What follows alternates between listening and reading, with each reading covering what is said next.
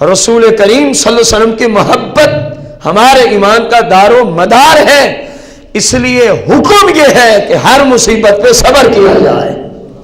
ہر مصیبت پہ کیا چاہیے کیا جائے؟ ہر آنے والے دکھ پر، آ گیا آئے گا، آ کے چلا گیا، اللہ کی طرف سے حکم کس چیز کا ہے؟ صبر کا ہے۔ فرمایا ہم صبر سے کام لیں گے۔ سنی کس چیز سے کام لے گا؟ صبر سے۔ جزا فضا کی اسلام میں اجازت نہیں، جزا فضا کی اسلام میں اجازت نہیں، جس کو شریعت منع کرتی ہے، جس کو شریعت کیا کرتی ہے؟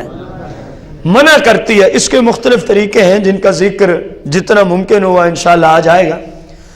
اعلیٰ حضرت رحمت اللہ علیہ فرماتے ہیں اگر کسی سنی کو اس واقعہ کربلا کا غم نہیں تو پھر اس کو کم از کم اس بات کا غم ہونا چاہیے کہ مجھے ان کے واقعے کا غم کیوں نہیں، مجھے ان کے واقعے کا غم۔ اپنے آپ سے سوال کرے میں مسلمان ہوں، اپنے آپ سے سوال کرے کیا میں مسلمان ہوں؟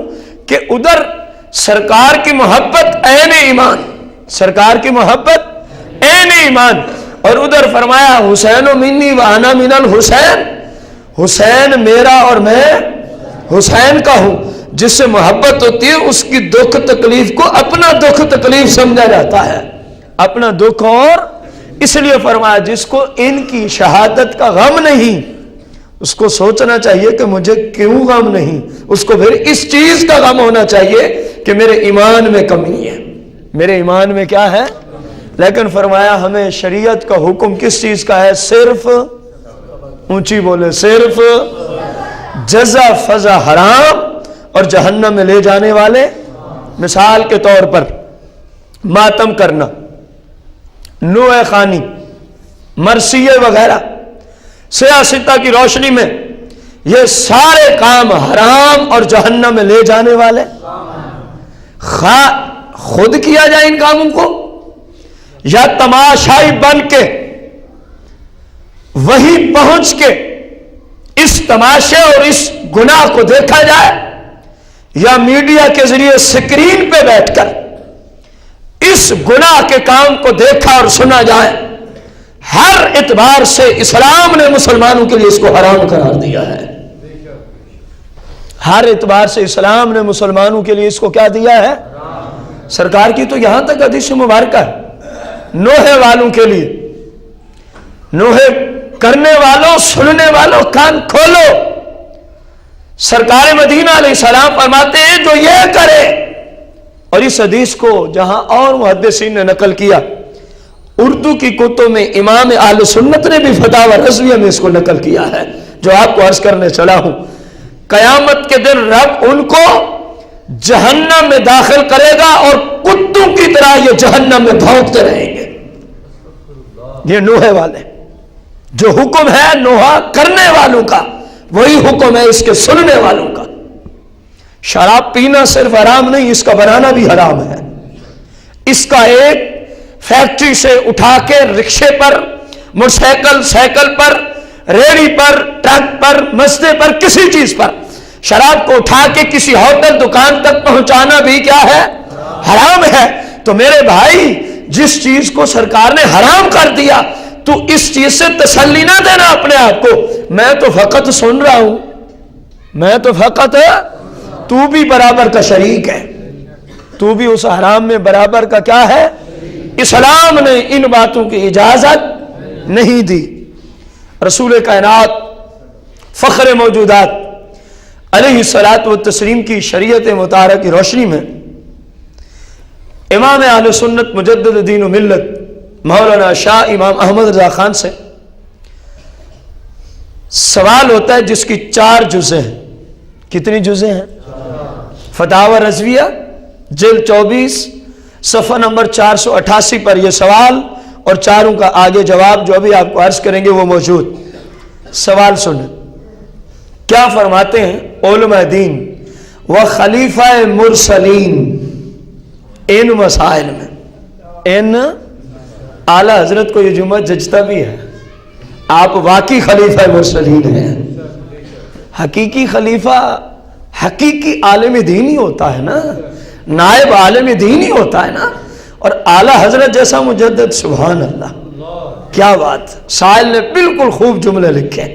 یہ کسی سائل کا سوال ہے جو 11 محرم الحرام 1339 سنہ ہجری کو اعلیٰ حضرت کی بارگاہ میں پیش ہوا تھا۔ آج ہم بیٹھے ہیں 1 محرم الحرام اور 1436 سنہ ہجری میں، گویا تقریباً 95 سال پہلے یہ سوال امام اہل سنت کی بارگاہ میں پیش ہوتا ہے۔ آپ اس کا دیتے ہیں جواب۔ سوال کیا تھا؟ شک نمبر 1، بعض اہل سنت و جماعت پہلے 10 دن محرم الحرام کے نہ تو دن بھر روٹی پکاتے ہیں، غور سے سننا، نہ تو دن بھر روٹی پکاتے ہیں اور نہ ہی گھروں میں جھاڑو دیتے ہیں، اور نہ ہی گھروں میں جھاڑو دیتے ہیں، اور کہتے یہ ہیں کہ بعد دفن تعزیہ کی روٹی پکائی جائے گی۔ اس طرف نسبت کرتے ہیں، بعد دفن تعزیہ کی روٹی پکائی جائے گی۔ یہ شک نمبر 1۔ سوال کے شک نمبر 2، محرم الحرام کی 1 سے 10 تاریخ تک کچھ لوگ کپڑے نہیں دھوتے، کپڑے نہیں اتارتے، جو پہن لیا بس پہن لیا، جو پہن لیا بس۔ سوال کی شک نمبر 3، اور اس کو ذرا تحمل سے سننا بھی ہے، اور کوئی بات ہو تو پھر اعلیٰ حضرت اور آپ نے کیونکہ قرآن و حدیث کی روشنی میں جواب دیا، پھر سوچ کے اس پہ کلام کرنا۔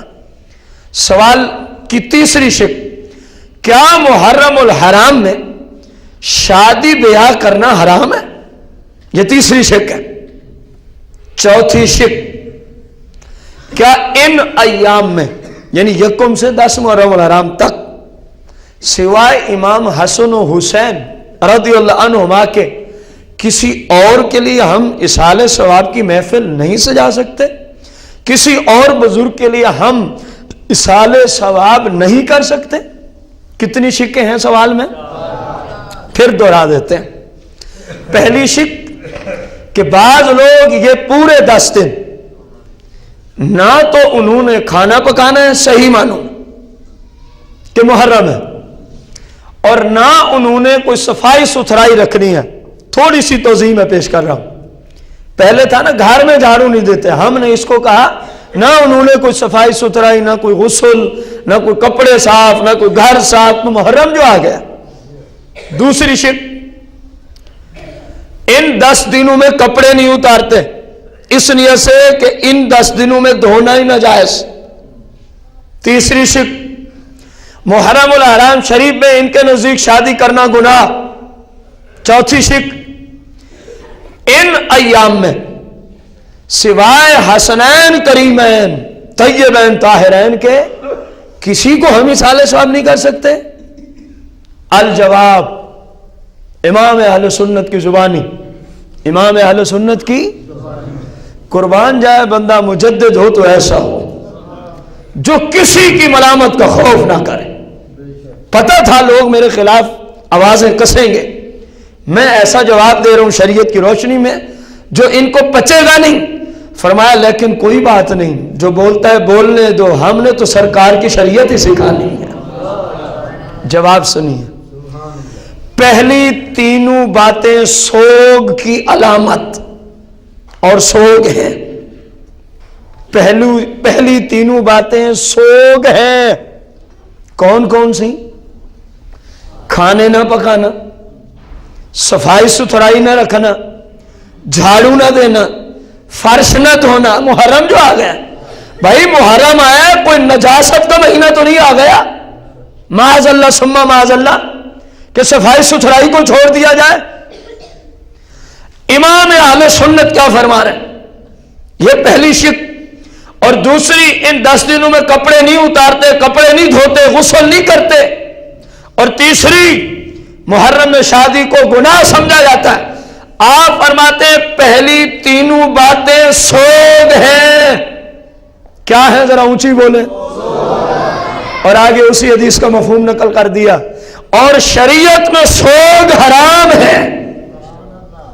اور شریعت میں سوگ، یہ اعلی حضرت امام اہل سنت کے جملے، فتاوی رضویہ جلد 24 صفحہ 488 پر، اور اس صفحے پر یہ آخری سطر چل رہی ہے. اس جواب کے بعد یہ صفحہ ختم ہو جائے گا. گویا 488 صفحے پر آخری سوال، اس کا جواب، صفحہ اس کے بعد اختتام کو پہنچے گا.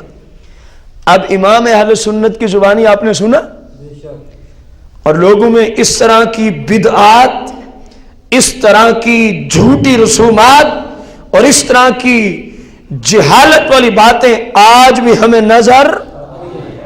میرے بھائی، محبت مصطفیٰ کریم یہ نہیں کہ شریعت کے خلاف جو ذہن میں آئے اس کو شروع کر دو.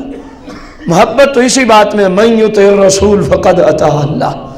جس نے رسول کا حکم مانا اس نے اللہ ہی کا حکم مان لیا ہے.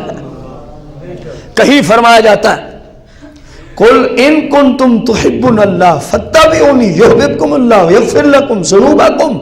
ان سے فرما دو اگر تم اللہ کے محبوب بندے بننا چاہتے ہیں، ان سے فرما دو اگر تمہاری خواہش ہے کہ ہم اللہ کے محبوب بندے بن جائیں، تو اللہ نے فرمایا ان کو طریقہ آپ بتا دے محبوب، فاتبعونی، یہ آپ کے طریقے پر چلیں، آپ کے دیے ہوئے اصولوں پر چلیں، آپ کی فرما برداری کریں. یحببکم اللہ، جب آپ کی فرما برداری کریں گے رب اعلان کرے گا میں ان سے محبت کرتا ہوں. وَيَغْفِرْ لَكُمْ ذُنُوبَكُمْ، اور رب قرآن میں اعلان فرما رہا ہے جو آپ کی فرما برداری میں آ جائے میں اس سے محبت بھی کرتا ہوں، میں اس کے سابقہ گناہ بھی معاف فرما دیتا ہوں. یہ ہے اسلام، یہ ہے محبت رسول. جھوٹی کہانیاں جس طرح چلتی آئی ہندوستان سے اسی طرح رائج کرنا مسلمانوں کے گھروں میں، یہ محبت رسول کا تقاضا نہیں، یہ اسلام اور شریعت پہ چلنے کا تقاضا. یہ من گھڑت کہانیاں ہیں.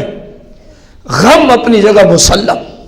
پیچھے اس لیے پہلے اعلیٰ حضرت نے یہ جملے بولے کہ بھلے وہ بھی کوئی مسلمان ہیں جن کو ان کا غم نہ ہو، لیکن سوگ کیونکہ سرکار نے خود حرام کیا ہے، ہم کون ہوتے پھر سوگ کرنے والے؟ اور جو جو کام سوگ میں آئے گا وہ حرام رہے گا. وہ کیا رہے گا؟ میرے بھائی، آپ کو سوال کی تیسری شق صحیح طریقے سے سمجھ آئی ہے کہ اس میں شادی بیاہ کو گناہ سمجھا جاتا ہے. ایک ہے ادب، کوئی نہیں کرتا لیکن وہ یہ سمجھتا ہے کہ جائز ہے، اس پہ کوئی اعتراض نہیں، اس پہ کوئی، کیونکہ کوئی ہمارے اوپر فرض تو نہیں کہ محرم میں ہی شادی کرنی ہے، ہمارے اوپر فرض نہیں ہے کہ سفر ہی میں شادی کرنی ہے، ہمارے اوپر شریعت کی طرف فرض نہیں ہے کہ ربیع الاول ہی میں شادی کرنی ہے. یہ بات الگ. جو اعلیٰ حضرت جس روح کو لیتے ہوئے کلام کر رہے ہیں وہ کیا ہے کہ اس کو گناہ سمجھا جاتا ہے. میرے بھائی، گناہ تو وہ ہوتا ہے جس میں اللہ اور اس کے رسول کی نافرمانی آئے. اس میں آخر کون سی نافرمانی ہے؟ کوئی بتائے تو صحیح، کون سی نافرمانی کی ہے؟ اس نکاح کرنا نافرمانی، بیوی کے حقوق جنسی تعلق ادا کرنا نافرمانی اللہ رسول کی. رسول اللہ کی جو حدیثیں ہیں ثواب ملتا ہے شوہر کو، بیوی کو، اور ادھر اس کو گناہ سمجھا جا رہا ہے. وجہ کیا ہے؟ اسلام سے دور، اسلام سے. بھائی میرے، سن 61 ہجری کا وہ واقعہ ہے جس کا سوگ سینکڑوں سال گزرنے کے بعد آج بھی رائج ہے، اور سرکار نے فرمایا 3 دن کے بعد سوگ حرام ہو جاتا ہے. سوگ کیا ہو جاتا ہے؟ سوائے اس عورت کا جس کا شوہر وہ 4 مہینے 10 دن جو عدت بیٹھتی ہے وہ اپنے شوہر کے سوگ میں بیٹھتی ہے، اپنے شوہر کے سوگ میں بیٹھتی ہے. رسول کائنات فخر موجودات علیہ الصلوۃ والسلام کا یہ نائب امام اہل سنت چوتھی شق کا جواب لکھتا ہے. کیا لکھتے ہیں آپ؟ کیا فرماتے ہیں آپ؟ فرمایا جو چوتھی بات ہے وہ تو صرف جہالت ہے کہ ان دنوں میں سوائے ائمہ کرام کے سوائے کربلا والوں کے کسی اور کے لیے ہم اصحال ثواب نہیں کر سکتے. فرمایا یہ جہالت ہے. یہ کیا ہے؟ آگے اصول لکھتے ہیں ہر مہینے میں، ہر تاریخ میں، ہر دن میں، ہر وقت میں جس کے لیے چاہیں اصحال ثواب اسلام میں جائز ہو جائے. اسلام میں کیا ہوتا ہے؟ ہمارے اسلام اصحال ثواب کے لیے